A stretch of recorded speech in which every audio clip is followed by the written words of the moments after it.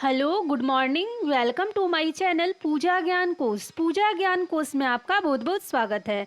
मेरा यह वीडियो कक्षा बीए प्रथम वर्ष के राजनीति विज्ञान विषय के पाठ्यक्रम पर आधारित है। मेरा विषय है भारतीय राजनीतिक चिंतन और मेरा प्रकरण है स्वामी दयानंद सरस्वती और भारतीय राष्ट्रवाद। मेरा टॉपिक है स्वामी दयानंद सरस्वती और भारतीय राष्ट्रवाद। अगर अभी तक आप मेरे चैनल को सब्सक्राइब नहीं किए हैं तो प्लीज़ मेरे चैनल को सब्सक्राइब जरूर से ज़रूर कर लें। चलिए जानते हैं स्वामी दयानंद सरस्वती और भारतीय राष्ट्रवाद के बारे में।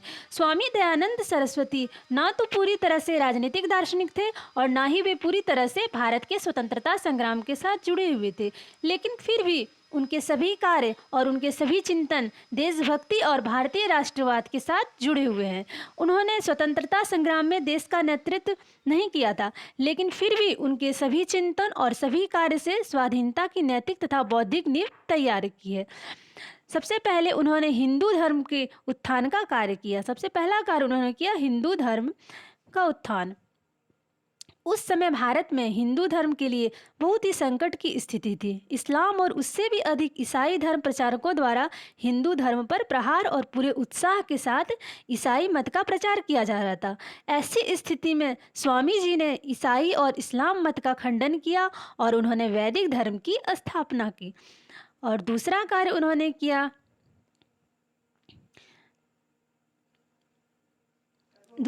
उन्होंने किया भारत में अंधविश्वास और परंपरावाद को खत्म करने के लिए संघर्ष किया। स्वामी जी जानते थे कि अंधविश्वास और परंपरावाद ने ही देश की शक्ति को कम कर दिया है और जनता के बीच अनेक भेदों को जन्म दे दिया है।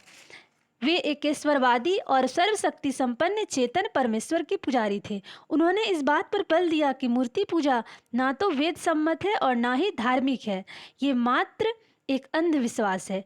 वे बाल विवाह, विधवा विवाह निषेध, महिला वर्ग की अशिक्षा और पर्दा प्रथा तथा समुद्र यात्रा निषेध आदि अंधविश्वासों और कुप्रथाओं का विरोध किया। इन सभी कार्यों के पीछे उनका एकमात्र लक्ष्य था, वो था जागृत और शक्तिशाली समाज का निर्माण करना। और चौथा कार्य उन्होंने किया व्यक्तिक और सामाजिक चरित्र निर्माण का कार्य किया। पारस्परिक फूट, धार्मिक भेद, जीवन में शुद्धता का अभाव, शिक्षा की कमी, बाल विवाह, इन सभी को उन्होंने भारत के पतन का मुख्य कारण माना। इन सभी कार्यों को सुधारने में उन्होंने प्रेरणा दी। और चौथा कार्य उन्होंने किया मानसिक पराधीनता को खत्म करने का कार्य किया। स्वामी जी ने कहा कि इस देश में पहले मानसिक पराधीनता आई, उसके बाद ही राजनीतिक पराधीनता आई। इसीलिए राजनीतिक पराधीनता को समाप्त करने के पहले मानसिक पराधीनता को खत्म करना आवश्यक है। और पांचवा कार्य उन्होंने किया देसी भाषाओं को प्रोत्साहन तथा संपर्क भाषा के रूप में हिंदी को अपनाना।